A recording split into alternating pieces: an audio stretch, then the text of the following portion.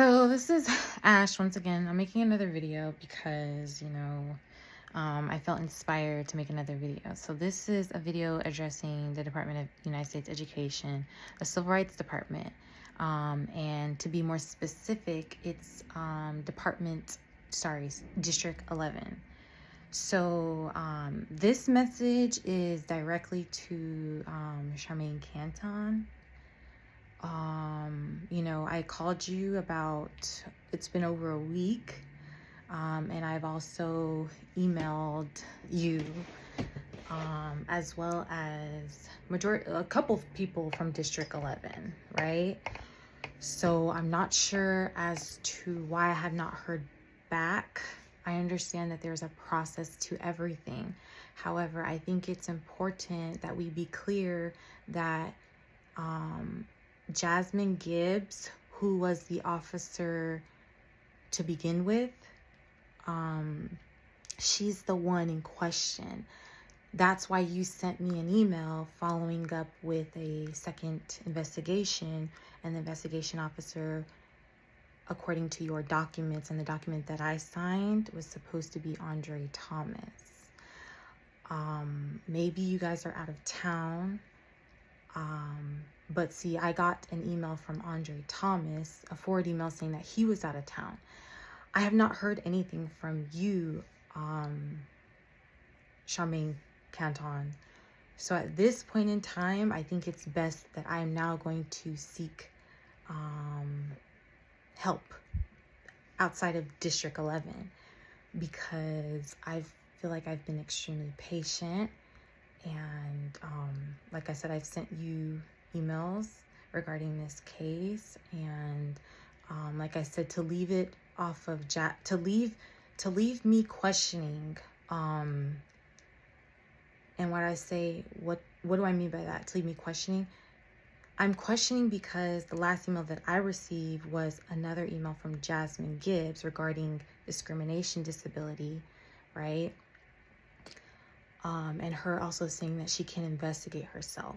And see, that's what I'm talking about, incompetency. I've proven my case beyond a reasonable doubt.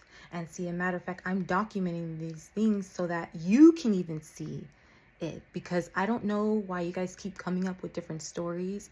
I'm not sure as to why it's so difficult to get in contact with someone at the United States Department of Education. Like I said, if these are really serious matters, which they are, right? I'm not liking the process, right? Especially, I prove beyond a reasonable doubt the conduct of both Amber Sadler as well as Jasmine Gibbs.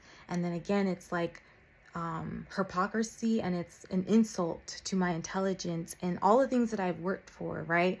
As well as me investing money into this system, as well as other students. I already told you about the ASWB and those crazy statistics, right?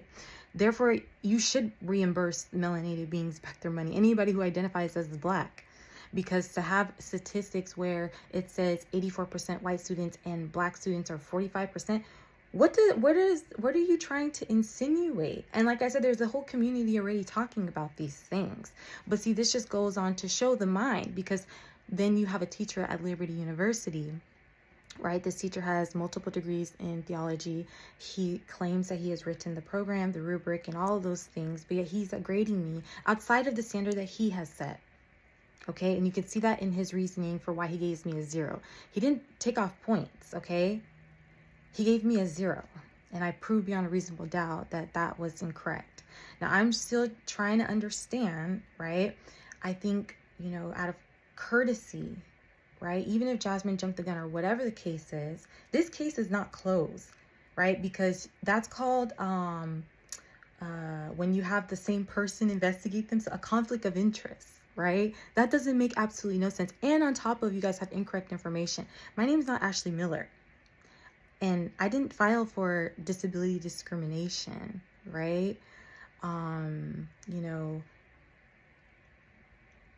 I think it's important to, as a person who's involved, right, and is representing the United States Department of Education, the United States Department of Education, because you have that attached, there's a sense of responsibility, integrity, and honesty and transparency that we hope as a people that you guys would, in a sense, reflect back to us. So what do I mean by that? Because you have left me, right, beyond a week.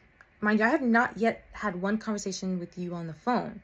Now, I had reached out the first time after Amber Sadler had closed the case, and I had told you that I was trying to contact her, and you did, and I left you a message, and you did call Amber, right? And you let her know. And that's why Amber got on the phone and let me know that the only reason why she was returning my call was because you told her. That's why I let Amber go, because I'm like, well, then you're not really trying to hear my case. And I'm not going to sit here and argue with a lawyer who doesn't know how to reason or understand logic or know how to read, right? But then I see that you opened up the case, right? And you left it on Jasmine Gibbs' email. That's not good, right? I think it's important to follow up with courtesy, right?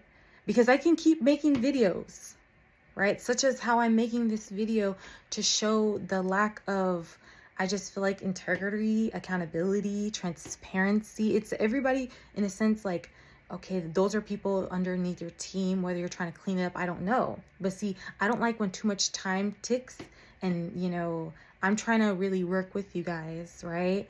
But the time has come where, you know, I just feel like this is just really bad, you know? And it doesn't make any sense. And I don't know who it is that, you know, you guys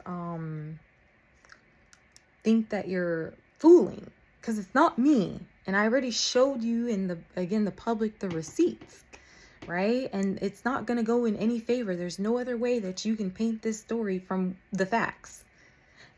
The rubric is the law in the classroom, and he wrote the rubric. As a matter of fact, he wrote the class.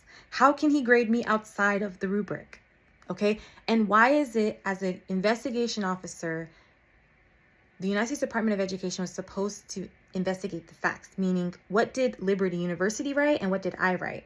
My story has not changed. Now, you guys came up with a completely different story outside of Liberty University, because Peter Baker in his email had wrote that pretty much I could have submitted the my response through Canvas, which I did twice, and I showed you guys the evidence of that. On top of him saying that, you know, Dr. Danley didn't give me a different date. As a matter of fact, he lets everybody submit their assignments whenever, pretty much. And I explained that, yes, although that's what he says, according to what his email says, it says delete the response pretty much and wait till the day that it's due. I did call him out on it, and he did say, oh yeah, students can submit it whenever. But what I'm trying to say, the information that he also provided me to resubmit the assignment, like I showed you guys, right? And how the students know that in order to respond to a classmate, you have to respond to the classmate's post, not to mine, because then it would look as though I'm talking to myself. He wouldn't know who I'm talking to, right? So meaning the information that he gave me, mind you, he wanted me to respond with incorrect information that contradicted the rubric. On top of, he provided me with different directions on how to respond, right? Okay, so that's what I'm talking about. And I don't know if what's going on out there, right? But I just don't appreciate, like, even if you were, whatever's going on, we'll get back to you, right? But there's absolutely nothing. I don't know how long Andre Thomas is out of town, but, you know, I haven't heard from no one, and that's not good at all.